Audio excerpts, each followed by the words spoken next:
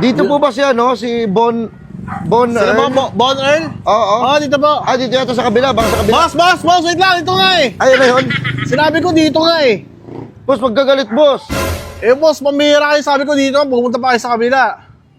Ano yan boss, ayun na ba yung... Boss, ito yung cake ko. Boss, wait lang boss Na ha. pinaano nyo na cake na pinadeliver nyo. Dito boss, na-deliver ko na boss, pinick up ko doon. Boss, tingnan mo naman boss, ginawa mo dyan. Bakit boss? Tangina, parang bumit-bit ka lang ng regalo ah. Ha?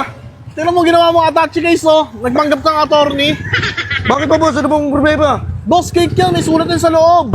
Boss, pag-usapan natin to sa loob, boss. Kasi napapahiya ako dito. Ito ba yon yung Bon Earl? Oh, boss, ito yan boss. Tingnan mo yung ginawa mo sa cake ko. Bakit ba boss? Ano bang problema sa cake mo? Boss, alam mo bang cake yan dinideliver mo? Oh, alam ko na cake. Eh, ba't mo tinagilid, boss? Ano pala? Boss, may nakasulat yan na happy birthday sa pamangkin ko. Ah, may nakasulat? May nakasulat yan na happy birthday. Pambira ka naman, tsaka yung design nga masisira yan. Ano, mali ko ba may nakasulat dyan? Boss, hindi ko naman alam yan.